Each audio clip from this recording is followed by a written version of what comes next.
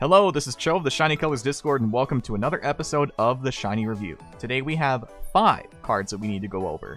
A Produce SSR for Hinana, Support SR for Toru, Produce SR for Asahi, Support SSR for Kogane, and Support SR for Yuika. Keep in mind that Hinana and Toru are both permanent.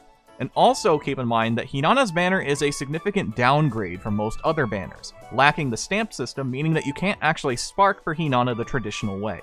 So this banner may not have a whole lot of value for you if you're specifically looking to spend 90,000 for Hinana. You might be out of luck there.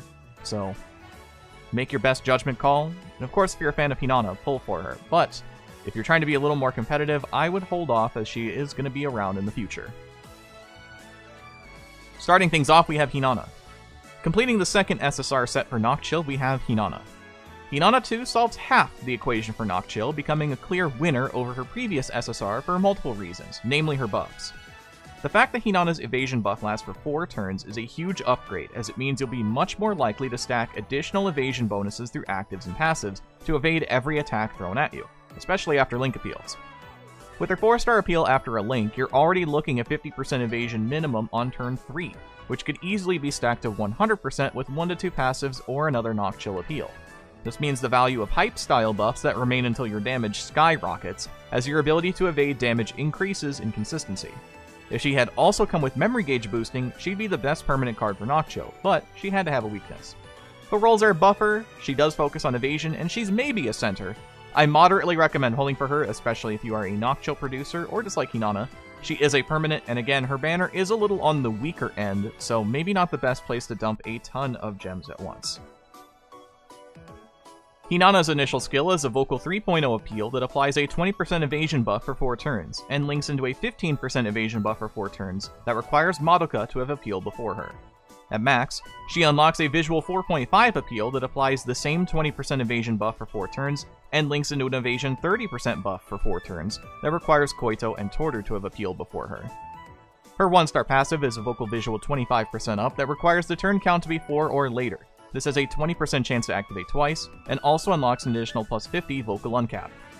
Her 2-star passive is a Vocal 60% up that requires an active reaction or evasion buff. Both terms are correct. Evasion is a little more standard outside of Shiny, while reaction is what's referred to in-game.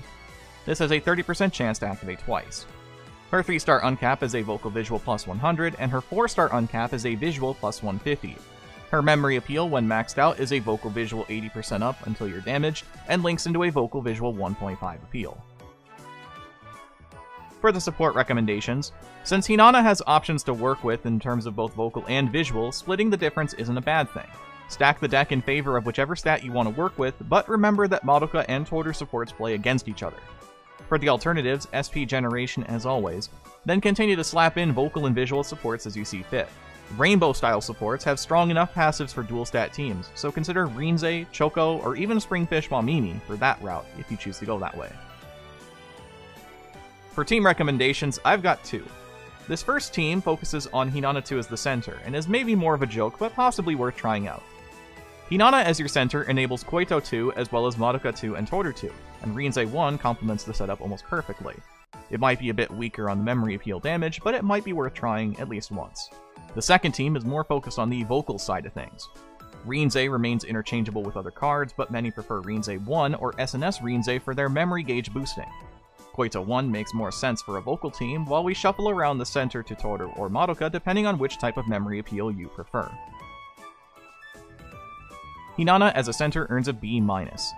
It's sort of strange that Hinana's memory appeal is almost a carbon copy of Hiyori 5, just with the added clause of until damaged. I think if it had been 100% vocal visual instead of 80%, you could make a much stronger case for Hinana as a center. That being said, I do think there's some potential to vocal visual Nocchill, but maybe not right now. Might still need a support or 2 first. As a unit, however, she earns an A- to an A+.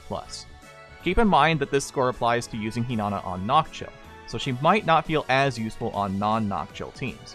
She's a little less useful on visual Nocchill right now, since they aren't a fully realized team yet, but she's a great pickup for the current vocal Nocchill.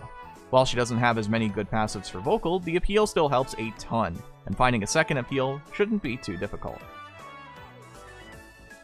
Next we have our support SR Toru. After such a long break, Toru has received a new card in the form of a support SR. She's almost a direct copy of the SR jury from last month, just as a vocal unit with Trouble Guard is an added bonus. If you haven't found UFO Toru, this Toru is a decent enough substitute, but she's not terribly strong. She's serviceable, but not groundbreaking.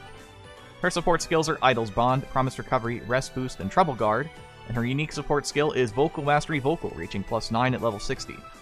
Her support appeal scales, starting at a Vocal 2.0, working its way up to a Vocal 2.5 at level 70. Her TFD idea is Vocal, and her Insight token for Grad is Visual. Toru's 1-star passive is a Vocal 15% up that requires you to be in the vocal position. This has a 30% chance to activate once. Her 2-star passive is a Vocal 30% up. It requires the turn count to be 3 or earlier, and also has a 30% chance to activate once. Her 3-star uncap is a +50 to vocal, and her 4-star appeal is a Vocal 2.5 that applies a 30% vocal buff until you're damaged. Her event passive is a Vocal 10% up that requires Toru on your team, and has a 30% chance to activate twice. Toru earns a B+. She's fine. UFO Toru is still reasonably better by far, but she's a good enough option for budding vocal teams that need Toru cards. She's not very strong, but she's not exactly the weakest card out there, earning her that B. I don't necessarily recommend pulling for this Toru specifically, unless you just want more Toru content. She is a permanent, and you'll most likely find her with not too much trouble. Next, we have our event card, Asahi. This event's SR is Asahi, who has an interesting visual contrast in terms of her casual and fest design. As a card, this Asahi stands in a relatively awkward position, the in-between of Asahi 2 and Asahi 4, who are necessary pieces for visual and vocal stray light respectively. As such, it's incredibly difficult to recommend this Asahi over those two, and I wouldn't even say to use her as a substitute because of how impactful those two SSRs are. Without those Asahi, those teams kinda just don't function at all, and this Asahi doesn't exactly help enable it. She's a relatively weak buffer-style unit with not a whole lot going on other than some active buffs for vocal and visual, and fairly plain damage numbers. Her memory appeal is frankly bad, and otherwise the main goal will be to farm this Asahi to 4 stars, then use the costumes for other Asahi cards if you like the aesthetic of Little Red Riding Hood or a floofy-haired Asahi with a crown. Her rolls are buffer, and maybe even barely an attacker. She's very standard, and you might as well farm for her while she's here. Asahi's initial skill is a Visual 2.0 appeal that applies a 5% vocal visual buff for 5 turns, and links into a Visual 1.5 appeal. At max, she unlocks a Vocal 2.5 appeal that applies a 10% vocal visual buff for 5 turns, and links into a Vocal 1.5 appeal. Her 1-star passive is a Vocal 12% up that requires your mental to be 75% or higher, and has a 40% chance to activate once. Her 2-star passive is a Vocal 24% up that requires the turn count to be 3 or earlier. This has a 40% chance to activate once. Her 3-star uncap is a +50 to vocal, and her memory appeal when maxed out is a Vocal 1.5 that links into a Vocal Dance Visual 10% buff for 10 turns. As for support recommendations, depending on which attribute you pick of vocal or visual, you'll find more use out of limited Fuyuko or limited Mei respectively. Realistically, Asahi is a better support for vocal, so I'd recommend building that way. Mixing in other vocal and visual supports to complement your higher priority cards, the usual affair for your alternatives. SP generation continues to be very dominant, but building raw stats doesn't hurt either. Also, keep in mind that if you do choose to use Toru and Madoka as your supports, they don't necessarily work super well together when you consider that one wants to be attacked and the other wants to evade. Sorta defeats the point, as one wants more higher health, one wants more lower health. It's a little weird, so keep that in mind when you do build.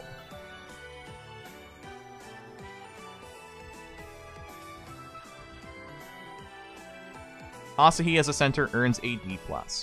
Asahi's memory appeal is not really good at all, and only really serves as a couple active buffs for any stray light builds that lack any sort of memory appeal at all. As a unit, C+. Her appeals are okay, her passives are pretty underwhelming. Asahi is very much a filler unit in its purest form, and is especially hard to consider for vocal stray light considering how important Asahi 4 is, and visual stray light for how good Asahi 2 is. So, SR Asahi barely works as a substitute for either team. Her output's real good, so focus on farming her to 4 stars, then call it good enough there. Next, we turn back the clock. Once again, we return to the beginning of 2019 with our first rerun card of the video, Kogane. She's genuinely a weird card nowadays, as mental building only really applies to Alstromeria anymore. Her passives are a mixed bag for Collabothes, as she has a fair bit of damage cut, but they activate a little too slow to be consistent. She's good to help complete the Kogane collection, but your mileage may vary on how actually useful she is. Her support skills are Idle's Bond, Promise Recovery, Rest Boost, and Stamina Support, and her unique support skill is Visual Mastery Mental, reaching +10 at level 80. Her support appeal scales starting at a Visual 2.5, working its way to a Visual 3.0. Her TFD idea is Visual, and her Insight token for Grad is Mental. Kogane's 1-star passive is a Visual 18% up that requires you to be in the visual position, has a 30% chance to activate once. Her 2-star passive is a mental damage 30% cut that requires the turn count to be 5 or later, has a 30% chance to activate 3 times. Her 3-star uncap is a +50 to visual, and her 4-star appeal is a Visual 2.5 that applies a 20% mental damage cut for 2 turns. Her event passive is a Visual 6% up that requires Kogane on the team, and has a 40% chance to activate twice. Kogane earns a C+. Kogane has an interesting assortment of defensive options if you want damage cut for visual Collabothes.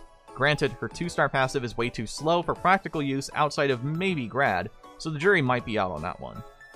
It's a nice card for the commu, but ultimately might not be a card you necessarily look for. You might as well farm for her while she's back. Lastly, we have Yuika. Our second rerun card of the event, Yuika has not aged anywhere near as gracefully as Kogane has, and Kogane already wasn't that crazy. Her masteries are pretty underwhelming, and as we'll see, her passives leave much to be desired. Her 4-star appeal might be worth considering as a starter for interest manipulation, but otherwise a very easily ignored card, sadly. Her support skills are Idle's Bond, Promise Recovery, and Rest Boost, and her unique support skill is Talk Mastery Dance, reaching +5 at level 65. Her TFD idea is Appeal, and her Insight token for Grad is Dance. Yuika's 1-star passive is a Dance 12% up that requires you to be in the dance position. This has a 30% chance to activate once. Her 2-star passive is a Dance 33% up that requires you to be in 3rd place, and has a 33% chance to activate once. Her 3-star uncap is a +50 to Dance, and her 4-star appeal is a Dance 2.0 that increases the judge's interest by 10% for 3 turns. Her event passive is a Dance 4% up that requires Yuika on your team, and has a 30% chance to activate twice. Yuika earns a D+. Yuika is honestly not that great, and even the 10% interest up isn't going to change a whole lot of outcomes. Any placement-related passives that aren't first place are typically a waste of time, as you're either always tied for first outright, or dead last in almost any single run. Forcing 3rd place in particular is absolutely not worth 33%. You might as well farm for Yuika while she's back. And that will do it for the video today. Thank you so much, as always, for watching. Next time we'll be talking about whatever banner comes next, so make sure to subscribe to the channel to get that video at its earliest. I've been Sho, thanks for watching, and have a wonderful rest of your day.